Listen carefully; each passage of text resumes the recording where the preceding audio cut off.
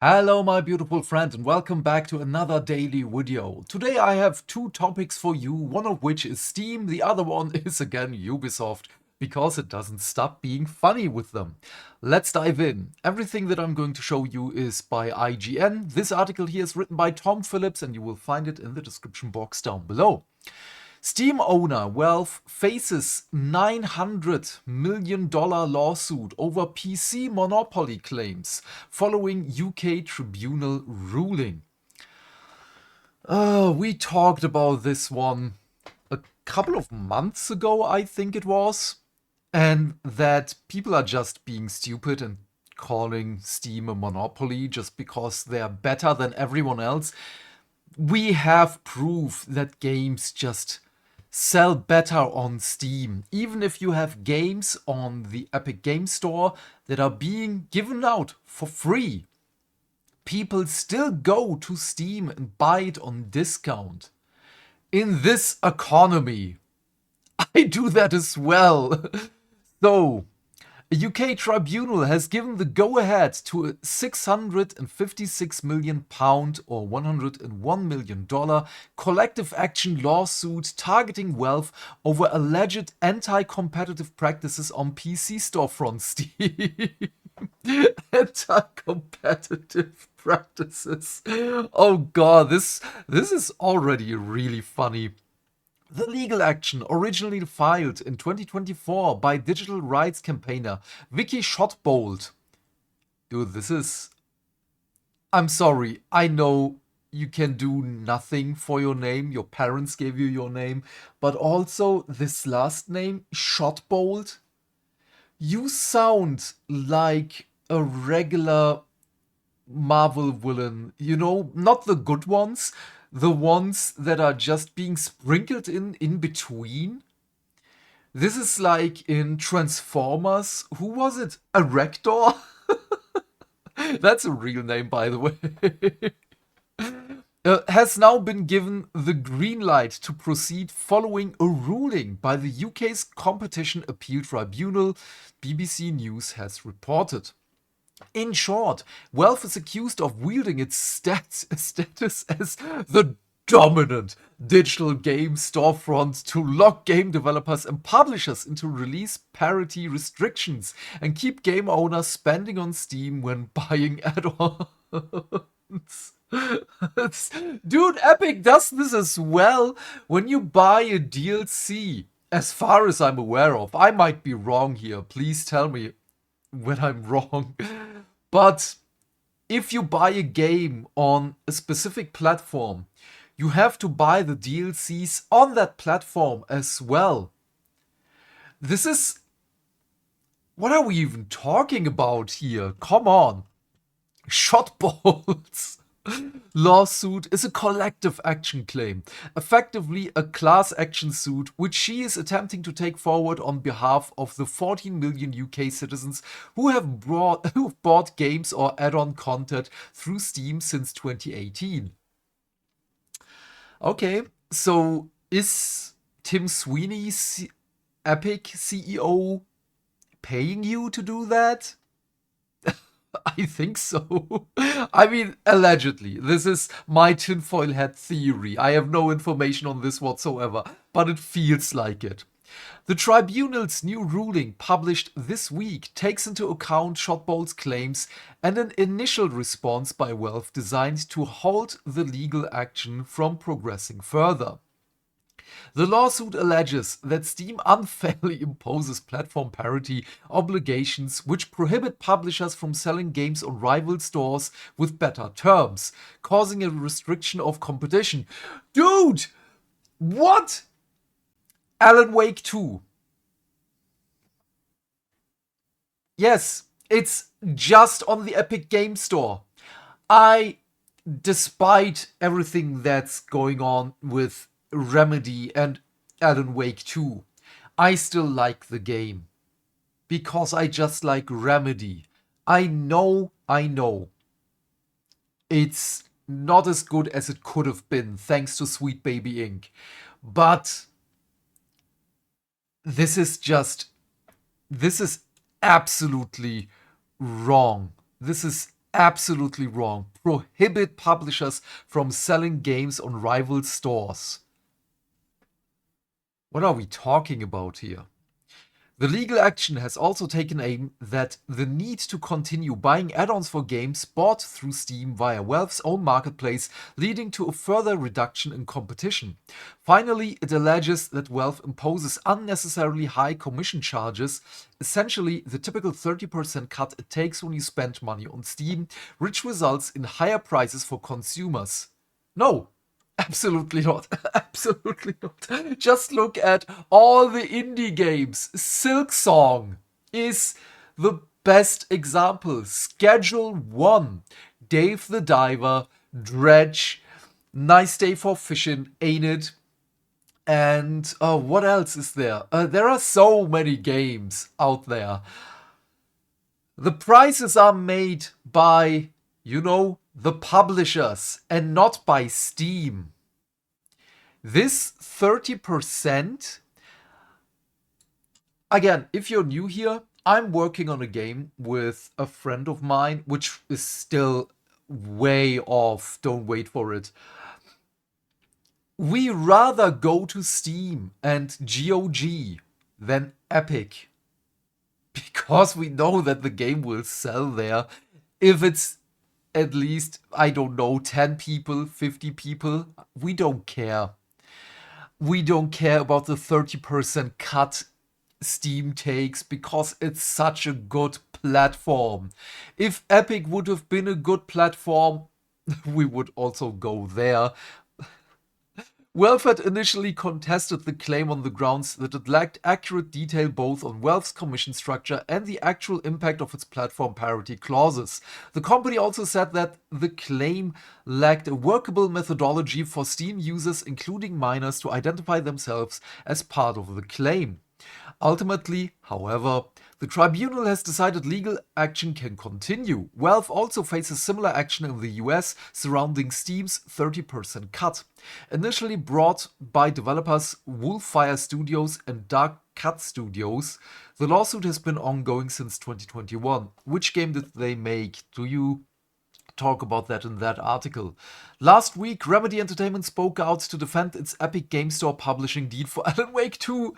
Why do you do this? Your game just made positive numbers. It would have been even faster if you had published the game on Steam as well. Following discussion over its store exclusivity deal, Epic boss Tim Sweeney also chimed in, saying that on some transactions Epic wins on more Steam wins. But one thing is constant on every transaction: gamers and developers win by having more options and better deals.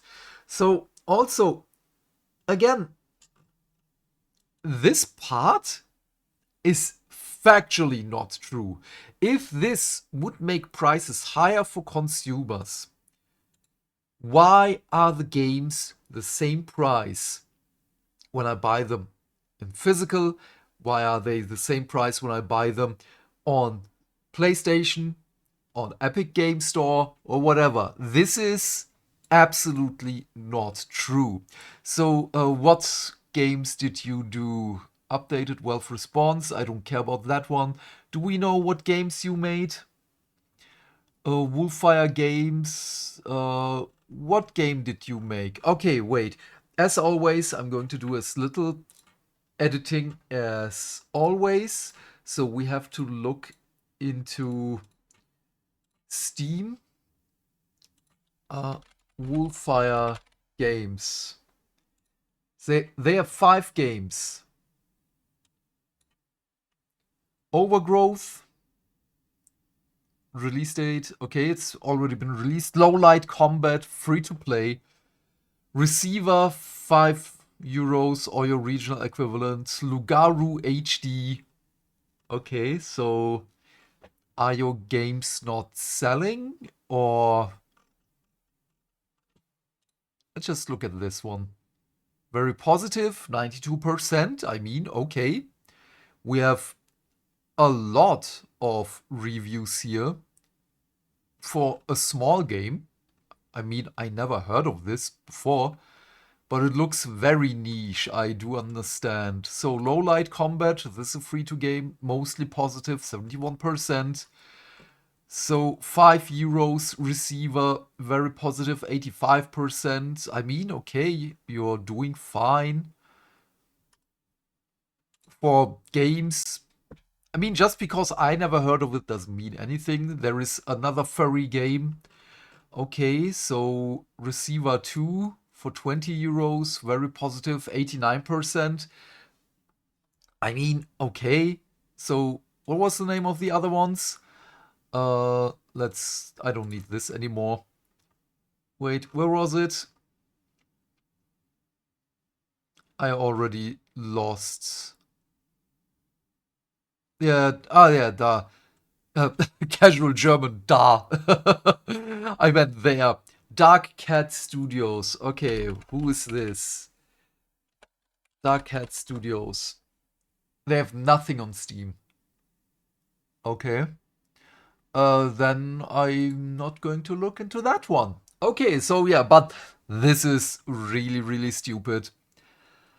I can't wait till Valve wins this. Are they perfect? No, they're not. We know this. They're just. They have their own issues, but they are the best ones on the market here. There is no discussion about that one. Moving on. This article by Tom Phillips. Looks like an Assassin's Creed Black Flag remake statue just leaked via Vinted. Written by Tom Phillips. Oh, again, by Tom Phillips. Okay. Collectible statue apparently due for release alongside the unannounced Assassin's Creed Black Flag remake has popped up online. Ubisoft is yet to make its Assassin's Creed Black Flag remake official, but the game's arrival has long been expected following a constant series of leaks. At this point, they can already just say, oh yeah, it's coming, but just don't wait for it, because they delayed it. We already talked about that a couple of days ago. Now fans have seemingly gotten a first look at merchandise for the game in the shape of a new statue designed by collectible maker Pure Arts. The lavish design features Black Flag hero Edward Kenway sat on a treasure chest that's spilling gold coins, leaning back. Yeah, okay, let's just look at this. I already opened the page on X. I mean, it looks good. It looks a little bit uninspired for me. I don't know. Something is missing. Is that just me? Uh, it looks a little bit too generic in my mind. And a little bit cheap? Maybe that's me again. But, okay. If Ubisoft has made any change to Kenway's character design for its remake, there is no evidence of it here. That said, any alteration to the now iconic pirate assassin's look would have been a surprise. I do hope they are not going to change it. What is curious though, it is how the statue has seemingly come to light, unboxed and with no mention of its origins. The item was reportedly listed via used clothing resale app Vinted. Numerous fans spotted the item pop up, including notorious Assassin's Creed leaker Jonathan, who quickly realized this was not a statue that had been publicly released already. Is that Jonathan? Jonathan? Yes. The items listed states that it is 35 centimeters tall and features a 20 centimeter width. And due for release in 2026, a detailed close-up of the statue base shows logos for Ubisoft and Pure Arts with a copyright mark registered for 2026.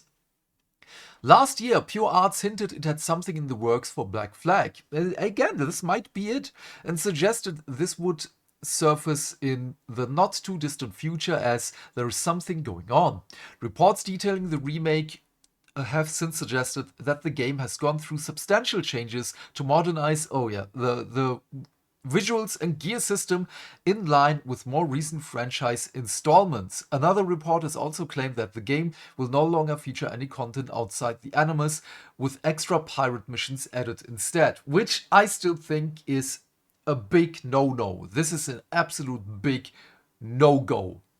Assassin's Creed is a sci-fi story with historic elements. Yes, we spent more more time in the Animus. However, the modern day storyline is what drives the narrative. Perhaps the most notable confirmation of the project came from Edward Kenway's own voice actor. Okay, yeah, we don't need this anymore. We already know basically everything here. I'm also going to link this in the description box down below as well.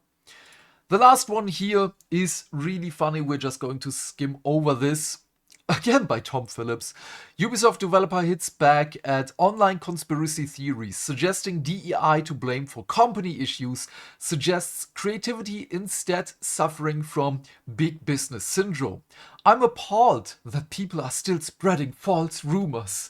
Oh, is it though? Is it? A former Ubisoft Osaka staff member has spoken out against persistent online conspiracy theories that the publisher's performance is being impacted by a focus on DEI initiatives rather than the company instead suffering from big business syndrome.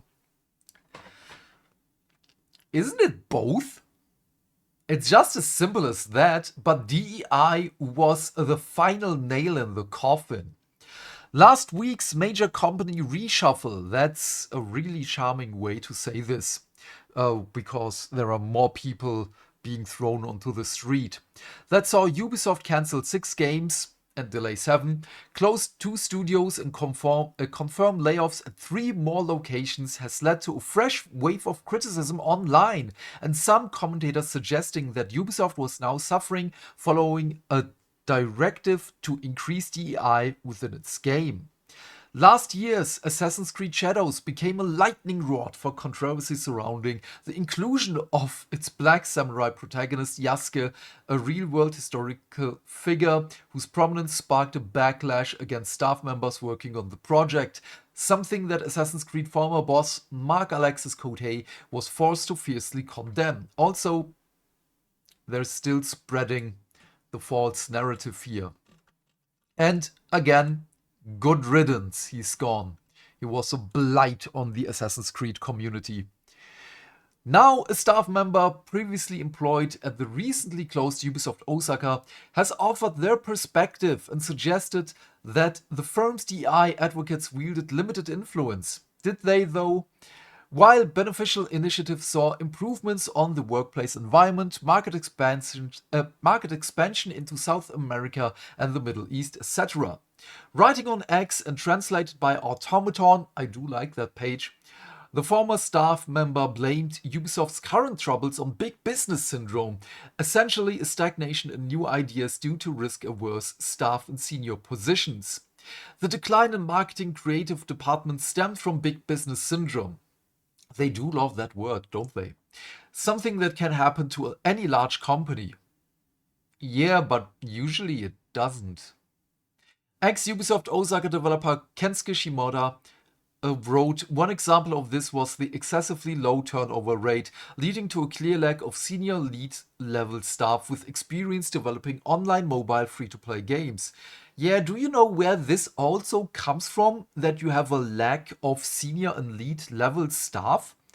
Because there are people being fired to, well, get more AI into the companies. Without experience, people cannot fill the role of senior and lead level staff. Additionally, as a French-first company establishing branches outside French-speaking regions to build a global development structure, they faced management issues unique to non-English global corporations. What? When contacted by IGN for a response, Ubisoft declined to comment. Of course they declined, because they know it's true. It is DEI that killed it. Ubisoft Osaka was shut down a year ago, impacting 134 staff, including Shimoda.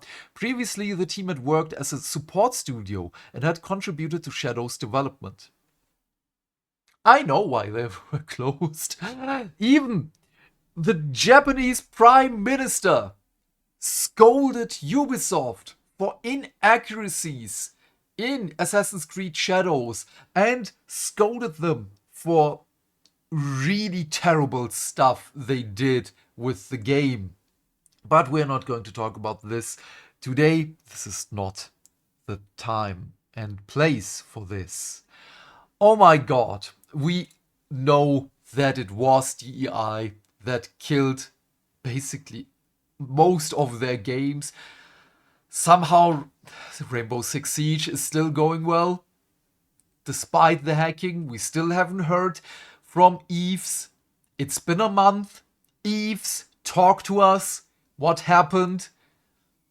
Your, your company is dying, man. It's hemorrhaging money on a grand scale. There is another game that's doing well, but I forgot which one it was, and also it really doesn't matter anymore. And yes, DEI killed Prince of Vocopia, so Prince of Persia, a game that is near and dear to my heart. I probably still have the original somewhere in that box. I still have to go through there. Uh, there are so many things wrong with this. Also, just a quick thing. I started watching the first 3 episodes of the Trigun remake of the anime, and it's terrible.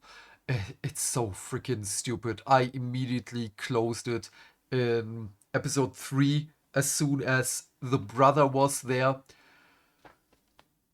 Oh my god, I'm so glad that I still have all the DVDs from the original in that box. I just have to go through there. I just don't have the time and the energy.